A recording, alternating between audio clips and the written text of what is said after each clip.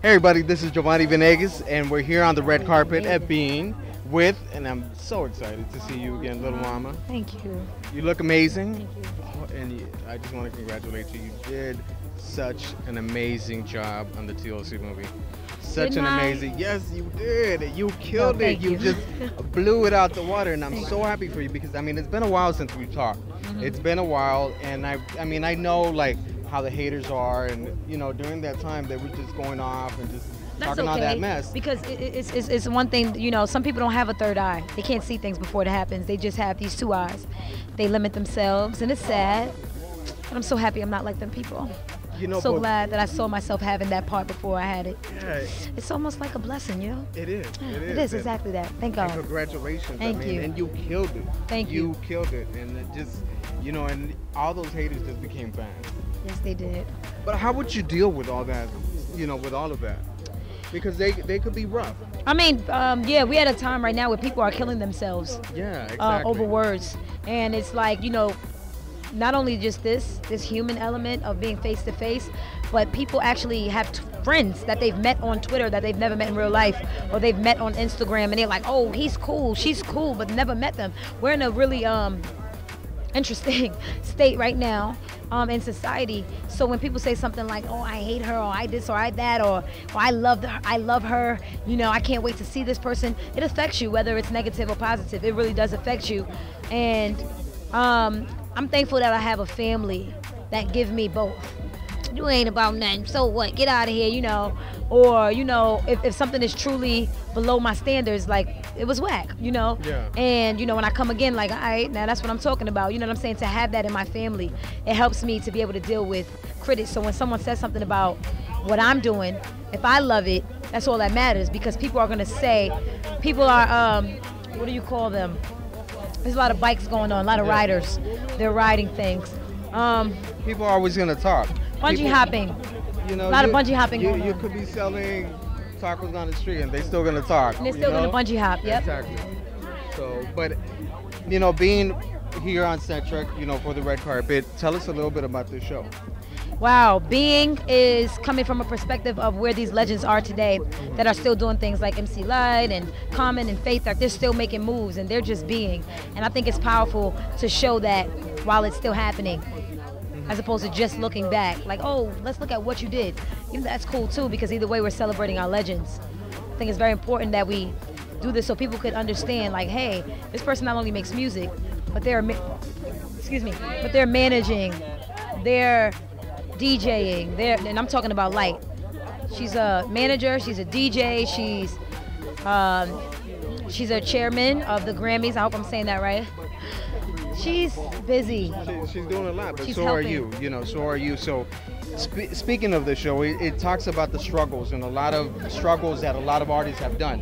What has been one of the major struggles in your career? Wow. At one point where you maybe felt like maybe possibly quitting, or you just couldn't take it.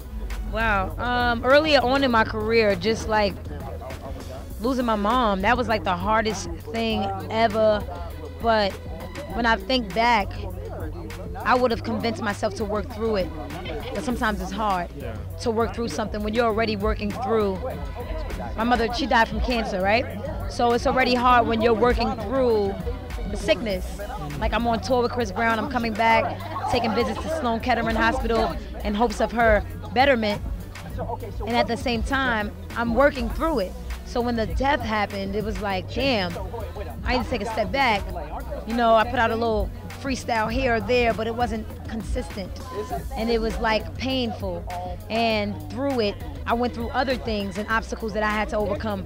But I'm at a place now where I can't let anything stop me, because obviously people don't care when you're hurting. People don't care about your pain if it doesn't really affect them. They're like, so what? I don't care.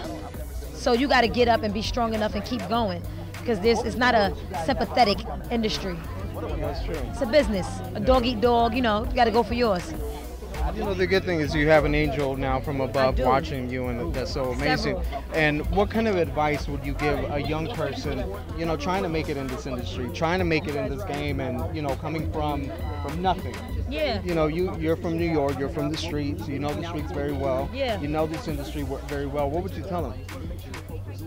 Just if you love it enough, go for it, and never, ever, ever give up until your death.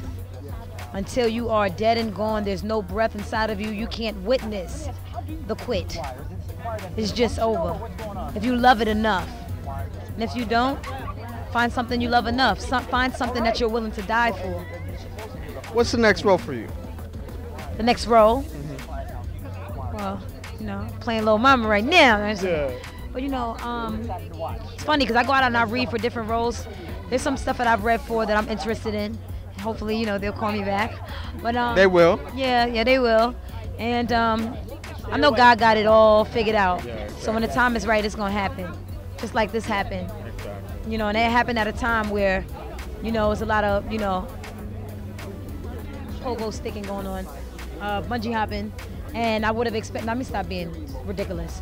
No, it was at a time where people, you know, it's true. No, but seriously, it was like a time where people was like, oh, if this person's not rocking with her, I'm not rocking with her, like that type of thing. Yeah, exactly. And it's like I had to fight, and I had to almost get to a place mentally where I know that God has the power, and I just need to go with the will.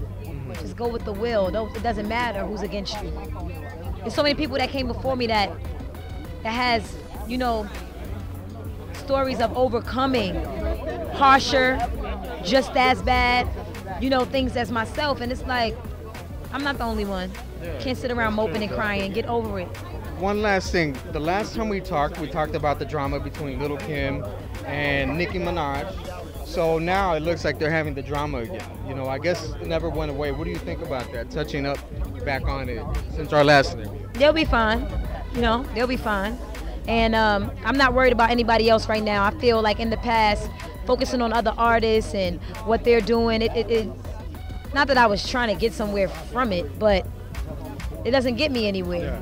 All I know is that if you get in my way, that's when we have a problem.